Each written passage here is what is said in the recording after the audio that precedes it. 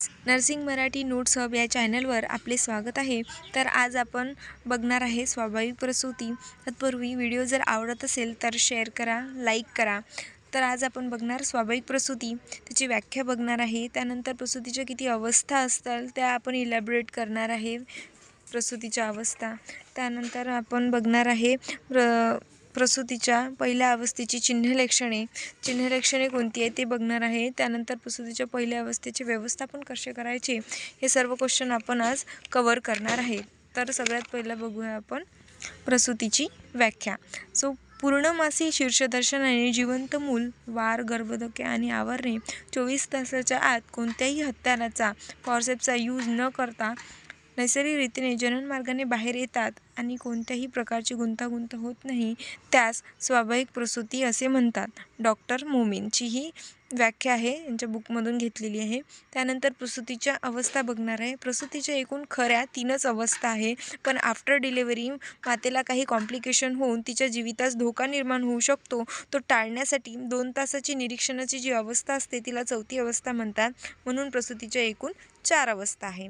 तर प्रसूतीची पहिली अवस्था, याला फुल डायलेटेशन ऑफ द सर्व्हिक्स अशी प्रसूतीची पहिली अवस्था असते. यामध्ये सर्व्हिक्सचे प्रसरण होते, म्हणून याला सर्वायकल स्टेज असेही म्हणतात. त्यानंतर याचा कालावधी किती असतो प्रसूतीच्या पहिली अवस्थेचा, तर खऱ्या प्रसव वेदना म्हणजे ट्रू लेबर पेन सुरू झाल्यापासून तर सर्व्हिक्सचे फुल डायलेटेशन होईपर्यंतचा याचा कालावधी असतो. हा प्रायमीमध्ये सर्वसाधारणपणे 10 ते 12 तास असतो, तर बहुप्रसवामध्ये म्हणजे जास्त मल्टीग्रॅव्हिडामध्ये सर्वसाधारणपणे 6 ते 8 तासाचा असतो. त्यानंतर आहे प्रसूतीची दुसरी अवस्था. या अवस्थेमध्ये गर्भ म्हणजे फिटस जो आहे का बाहेर येतो, यालाच फिटल स्टेज असेही म्हणतात. कालावधी काय असतो, तर सर्व्हिक्सचे फुल डायलेटेशन झाल्यापासून तर गर्भ बाहेर येईपर्यंतचा काळ, डिलिव्हरी ऑफ द बेबी. अवधी काय असतो, तर प्रायमीमध्ये कमीत कमी अर्धा तास असतो आणि जास्तीत जास्त 2 तास.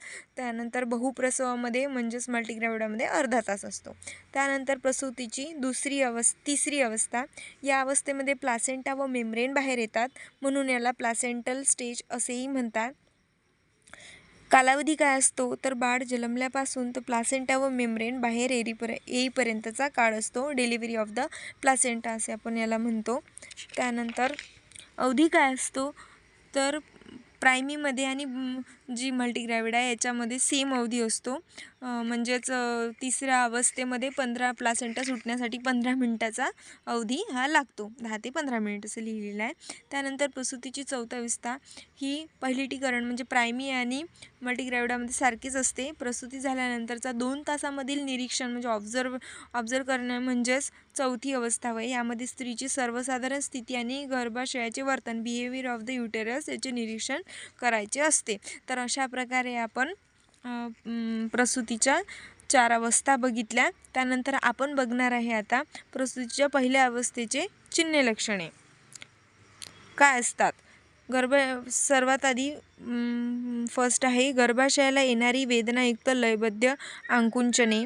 त्यानंतर सर्व्हिक्सचे रुंदावणे, डायलेटेशन ऑफ द सर्व्हिक्स. त्यानंतर त्यानंतर formation of the membrane bag. सर्वात ही अशी लाईन लिस्ट लिहून घ्यायची, त्यानंतर 1 बाय 1 इलॅबरेट करायचं.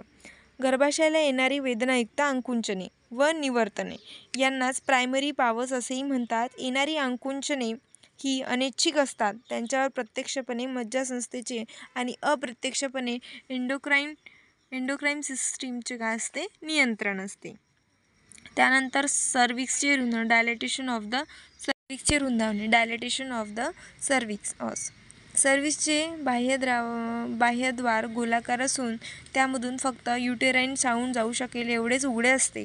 गर्भाशयाला येणाऱ्या जोरदार आकुंचने आणि निवर्तनामुळे या ऑसला ओढ बसल्याने ते रुंदावत असावे असे समजले जाते. म्हणजे सर्व्हिक्सचे जे बाह्यद्वार आहे, सर्व्हिक्सचा जो ऑस आहे तो युटेराईन साऊंड जाऊ शकेल एवढेच उघडे असते, म्हणजे थोडेसेच किंचितच उघडलेले असते.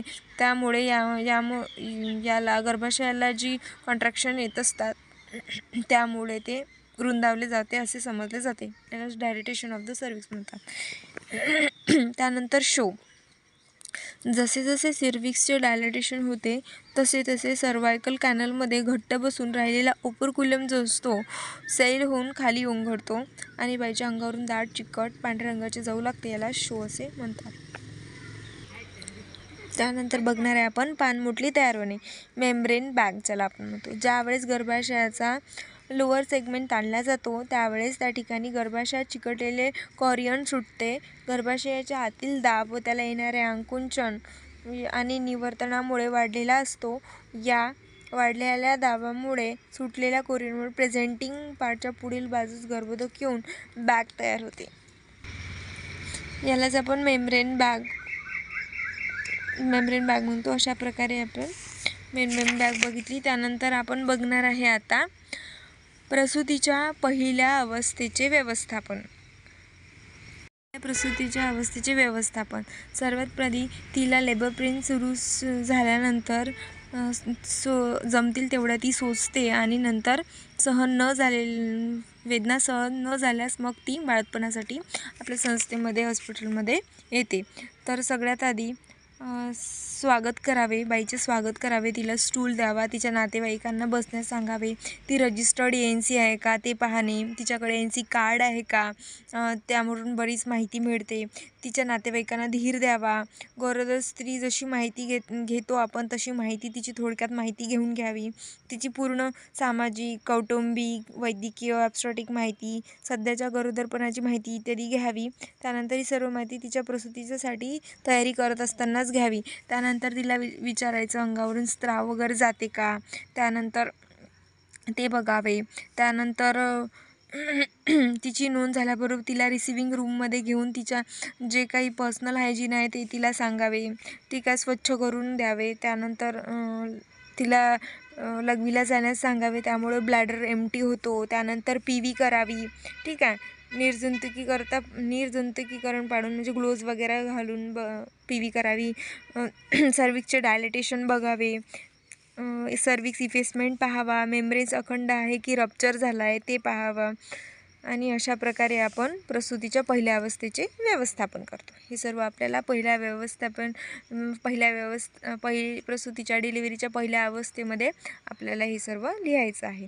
तर अशा प्रकारे आपण बघितलेलं आहे स्वाभाविक प्रसूती, नॉर्मल डिलिव्हरीची व्याख्या बघितली, त्याची अवस्था बघितल्या.